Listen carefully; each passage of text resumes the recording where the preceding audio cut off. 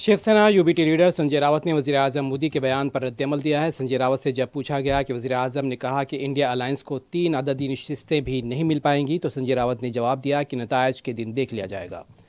वज़ीर आज़म मोदी की जानिब से इस इल्ज़ाम पर कि इंडिया अलायंस के इक़्तिदार में हर साल एक नया वज़ीर आज़म बनेगा, तो संजय रावत ने जवाब दिया कि एक तानाशाह से तो ये बेहतर है कि मुल्क को हुक्म शाह चलाए। उनका कहना था कि गुज़िश्ता 10 सालों से मुल्क को एक तानाशाह चला रहा है, इसलिए एक तानाशाह से बेहतर है कि मखलूत हुकूमत का वज़ीर आज़म बने। और उनका कहना था कि ये हमारी मर्ज़ी है कि हम इत्तेहाद का एक वज़ीर आज़म बनाएं या 4 बनाएं, लेकिन हम मुल्क को एक तानाशाह के हाथ में जाने नहीं देंगे। जो इंडिया अलायंस ब्लॉक है वो 3 डिजिट नंबर पे भी नहीं पहुंच पाएगा। देख लेंगे, 4 जून को देख लेंगे। और उनका कहना है कि इनका प्लान ये है कि हर साल एक नया प्राइम मिनिस्टर दे।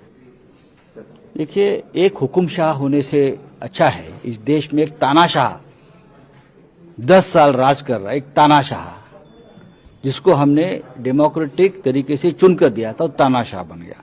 उससे अच्छा है कि ये एक मिलीजुली सरकार यहाँ बने, देश चलाए। और हम किसको प्राइम मिनिस्टर बनाना है हमारी मर्जी है। हम 4 बनाएंगे, 1 साल में 2 बनाएंगे, लेकिन देश हम तानाशाही की तरफ नहीं जाने देंगे। 2 फेज का इलेक्शन हो चुका है, 48 सीटों 2 फेज में मोदी जी हार रहे हैं।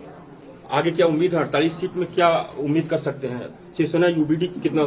जब 4 जून को ईवीएम खुलेगी तो आपको पता चलेगा इंडिया अलायंस 300 पार कर रही है।